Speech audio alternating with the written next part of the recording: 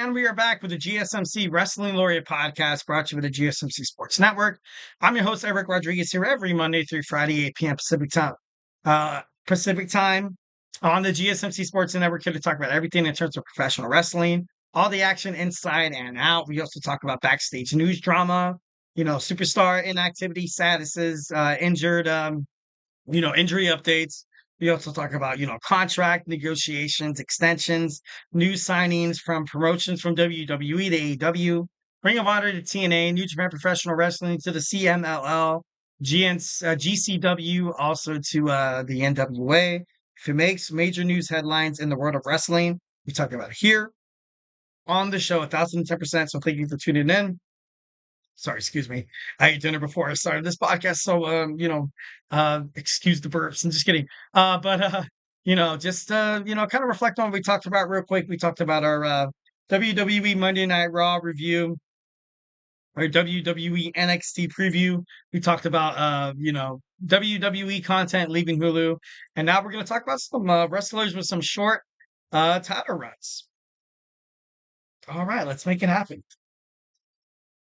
Like I said, what kind of made me talk about this was, you had WWE kind of flirting around with the idea that Nia Jax might not be the person to keep the title on.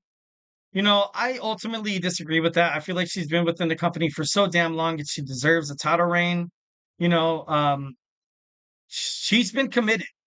She's been committed to the company. It really, in a time where she was off of TV in terms of the World Wrestling Entertainment. A lot of people thought she would wind up elsewhere, but she came back. She's a very loyal person. She puts over other superstars. Obviously, if you are, if you have if you have the physique of Nia Jackson, if you're not demanding a title shot, because the women's division is a lot different than the men's, a lot different from the men's. You know what I mean? You don't see Braun Strowman, you don't see Bronson Reed. Back in the day, you didn't see the Big Show.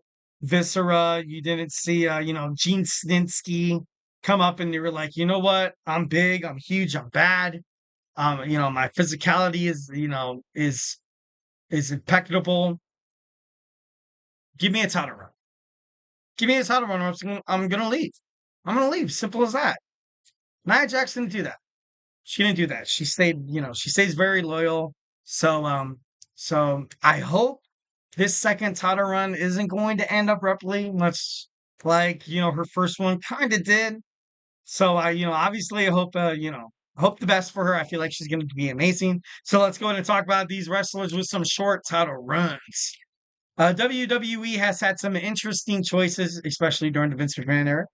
For WWE champions, perhaps some reigns may have ended earlier than intended. Due to an untimely injury, due to an impromptu matches. Creativity, spot nanny, also Money in the Bank cash-ins. Unpredictability in wrestling, it's a must, but at the same time, it could be bad. It could be bad. It could be bad. I'm sorry. You know what I mean? Here are some champions who has had some short title reigns. First, we're going to talk some Christian Cage. We're going to talk about Christian Cage. Left the WWE in 2005, just to return 4 years later in 2009. To complete his, Grand Slam championship. He's achieved all championship status quo tag team mid card, and all he needed was a world championship run to be considered as a Hall of Famer in WWE. He won, but ultimately he dropped the belt to Orton. And the following SmackDown, and he regained it. He regained it just to lose it to Randy Orton once again. So kind of sucks, kind of terrible. But Christian Cage, Captain Charisma. Oh my God, I loved Christian Cage. I thought it was pretty cool. I thought, I don't know that I was a dork. I'm still a dork, kind of be honest. We also have Jeff Hardy. Jeff Hardy had a lot of short title reigns. He defeated Edge and Triple H at Armageddon 2008. 6 weeks later, he dropped the title to Edge at the Royal Rumble. And then he defeated Edge in 2009. Which was short lived because CM Punk cashed in his Money in the Bank which started CM Punk. It started the new day and age of this guy called CM Punk. Obviously, a couple of years later, he would drop that pipe bomb and leaving WWE. Extremely upset. But Jeff Hardy, after he left essentially like the Hardy Boys. He didn't really leave because, it's not like they kind of had this crazy feud between him and his brother, but they're like, you know what? Jeff and Matt, they don't like each other anymore. They're never going to be tag team champions. It wasn't like that. It wasn't like that. They gave Jeff a shot because he was so over with the fans as one half of like a tag team, kind of like what you're seeing with Montez Ford, kind of like where you're seeing why the people want to pull Xavier Woods, why they pulled Jay Uso from Jimmy Uso from the bloodline. Sometimes these gambles they pay off. Sometimes they pay off, but then most of the time they don't. They don't. And I got to be honest, very rarely you see a member of a glorified tag team after they leave the tag team, provided no injury, no spot nanny, no anything like that. They do good. You know what I mean? It's very rare, but at the same time, as a WWE creative officer, it's not like you can't afford to take those shots. You kind of have to be man enough to take those shots and be like, you know what? I have a way. I have a storyline that can definitely draw Kofi Kingston away from Xavier Woods, Jeff Hardy away from Matt Hardy, Edge away from Christian, Bubba Ray Dudley away from Devonta. Most of the time it doesn't work, but then sometimes it does. So, I don't know. It's kind of crazy. Next, we have WWE Women's Champion Lita suffered injuries like a plague. She was plagued with injuries throughout her whole entire career.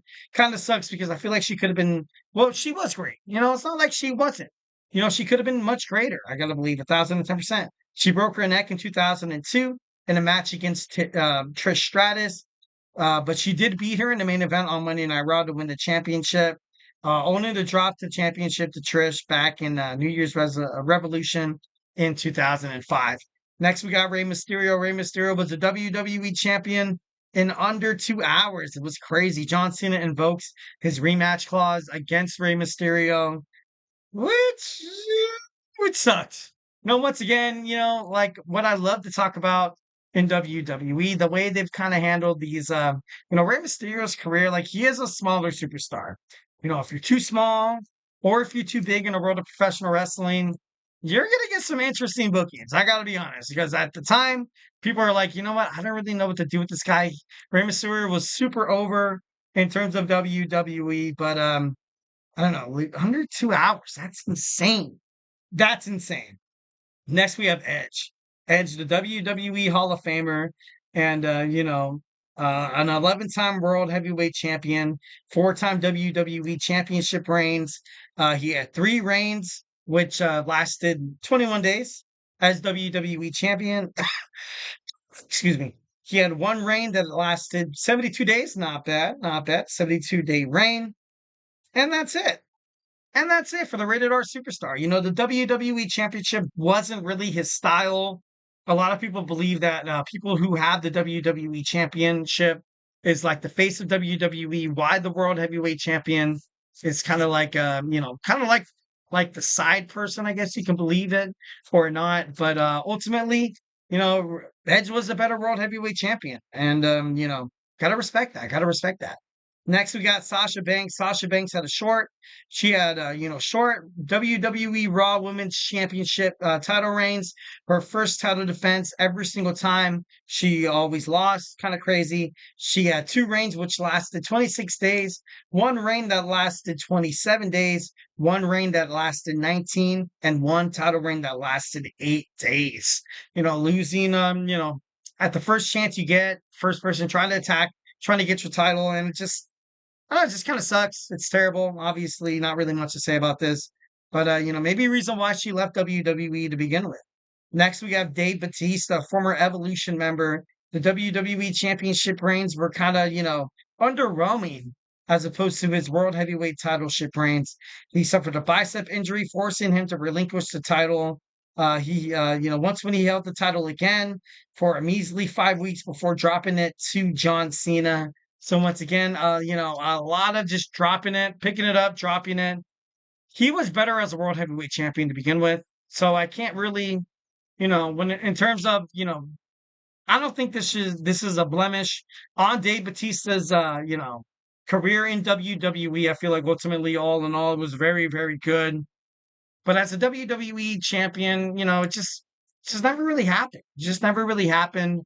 Um, but that, like I said, doesn't really, control the narrative of how WWE fans should feel because Dave Batista was magic inside the ring.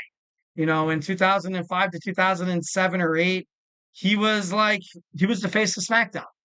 John Cena was the face of Raw. So, I thought, I think Dave Batista is so very, very good.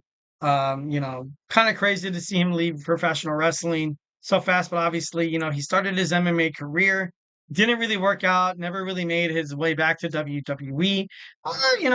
Not really like that. A couple of matches, but it just wasn't really the same. And now he's doing movies, and obviously, you know him from Drax, from Guardians of the Galaxy, which he does a very, very good job. Very, very good job.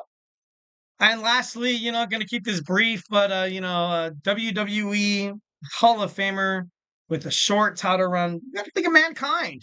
Mankind had 3 WWE Championship runs where he had one that lasted 20 days. That was the most actually, which is kind of crazy, kind of sad. One 15 days and one 24 hours. Mankind, showing why he should be the 24/7 champion. Which kind of sucks because after, during that time you kind of had that McMahon Helmsley era kind of coming into fruition, a new day and age with the Generation X, with the Road Dogg Jesse James and a badass Billy Gunn and X Pac. And then like he lost the match. I don't know. It is what it is. Obviously, it is professional wrestling, so I'm not going to get too worked up about it. But I don't know. It's just kind of crazy to see in the future how these title reigns kind of compare to people that new generation of professional wrestling. All right, next we're gonna jump into my DeLorean, guys. We're gonna gun it to 88 miles per hour to this day of September 24th. I'm going to take you guys in this time machine to talk about some events that's happened. So, grab your favorite snack, grab your favorite ice cold beverage. For me, ice cold beverage, I'm going to grab myself an ice cold beer. Root beer, that is. I'm just kidding. No. But no, anyways, we'll be back. So do not go anywhere.